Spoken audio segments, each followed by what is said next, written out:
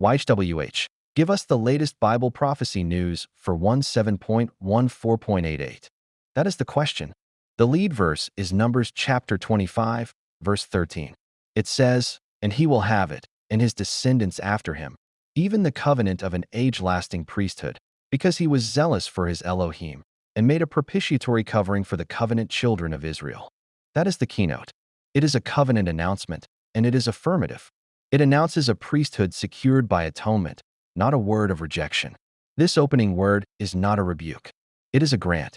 It names a priesthood that continues through descendants, and the verb is to have it, not to earn it. The drawn word is not a scattered collection. Priesthood and consecration appear in 68 of 100 drawn verses, inheritance and promise in 65, covenant faithfulness in 60, identity and calling in 53, and appointed season in 42. The center of gravity is priesthood, and the lead verse sets the key. The same text links that priesthood to the sanctuary and to the ark. Revelation chapter 11, verse 19. "And opened was the temple of Elohim, which is in heaven. And appeared did the ark of his covenant in his temple. And there came to be lightnings and voices and thunderings and earthquake and great hail." That is the latest news as the drawn word gives it. The temple is opened, and the ark is revealed. The ark is a sign of the covenant presence, and its coming is reverence, never leverage. The camp that knew the ark was present still fell in the days of 1 Samuel chapter 4. So the word calls us to honor the presence without using it as a weapon. The direction remains affirmative. Within that affirmation, there is a caution. 2 Chronicles chapter 24, verse 7. "Because the sons of Athaliah, that covenant wicked woman, had broken up the house of Elohim, and also all the sacred things of the temple of YHWH did they bestow upon Baalim." Psalm 79, verse 1. "O Elohim, the nations are come into your covenant inheritance. Your holy temple have they defiled." These are not the lead voice, but they are the pastoral warning inside the word. The priesthood covenant stands. Those who defile the sanctuary or hand sacred things to another name will be corrected. The warning does not invert the yes. It keeps the yes holy. There is a real tension here, and it is honest to name it. The word announces an age-lasting priesthood, but it also carries the record of priests who did not ask where YHWH was, and of covenant-defiling idols set up in the land. So the affirmation is not permission to handle the sanctuary carelessly. It is an affirmation that calls for consecration. The yes is not soft. It is kept holy by the warning. The center of the word is inheritance. Deuteronomy chapter 18, verse 2. "Therefore they will have no priestly inheritance among their kinsmen, because YHWH is their covenant inheritance, as he has promised to them." This is the anchor. The news is not mainly about land, and it is not mainly about a date. The news is that the inheritance is YHWH himself. Isaiah chapter 61, verse 6. "But you will be named the priests of YHWH. Men will call you the servants of our Elohim." That is identity, and that is the calling. The word confirms an age-lasting priesthood, and the inheritance is the living Elohim, not a parcel of ground alone. The word also speaks of the priestly inheritance among those who are consecrated by faith. Acts chapter 26, verses 17 and 18. "Delivering you from the people, and from the Gentiles, to whom now I send you, to open their eyes, and to turn them from darkness to light, and from the power of Satan to Elohim, that they may receive forgiveness of sins, and priestly inheritance among them that are consecrated by faith that is in me." So the inheritance is not closed to one bloodline. It is open to those who are consecrated by faith in Messiah. The provision is concrete in the drawn text, even when the news of the day is loud. The text speaks of wave breast and heave shoulder given to Aaron and his sons, of cities set apart for the Levites, of the people commanded to support the priests and Levites.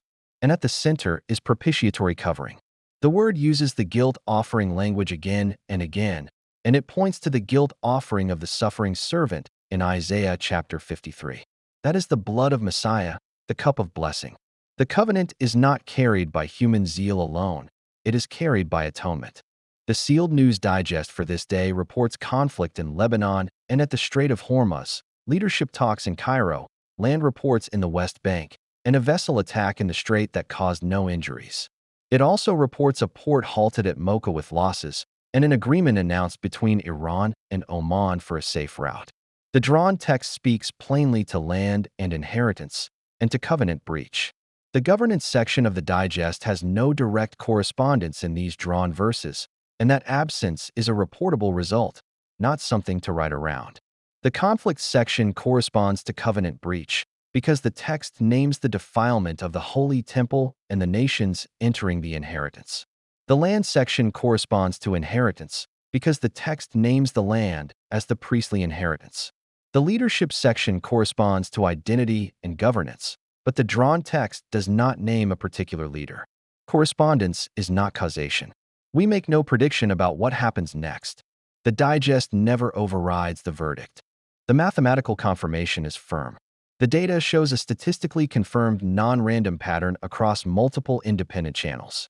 The triple convergence standard exceeded the strong anomaly threshold with multi-channel confirmation, 28.97 sigma. The polarity is affirmative.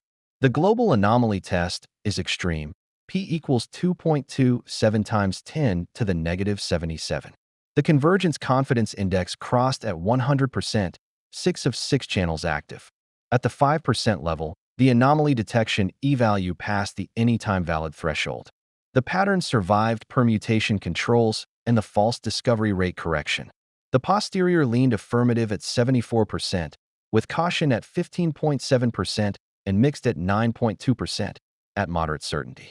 These numbers are pattern evidence on the drawn text, not verification of outside events. Prospective replication is recommended to establish persistence. So the answer to the question is this. The latest Bible prophecy news for 17.14.88 is not a headline about nations or a date on a calendar. It is an affirmative covenant word. An age-lasting priesthood is established. The heavenly temple is opened. The ark is revealed. The inheritance is YHWH himself. And the covenant is secured by propitiatory covering. Receive it as affirmation. Walk in it as consecration. Between the porch and the altar, the answer is yes. This is a firm word in a nursing tone. It does not flatter, and it does not despise the questioner. It carries the yes with reverence and with love. The verses drawn in this altar of reception session were Numbers chapter 25, verse 13. 2 Chronicles chapter 24, verse 7. Revelation chapter 11, verse 19. Joshua chapter 24, verse 32. Deuteronomy chapter 21, verse 1. Enoch chapter 61, verse 10. This concludes today's interpretation at the altar of reception.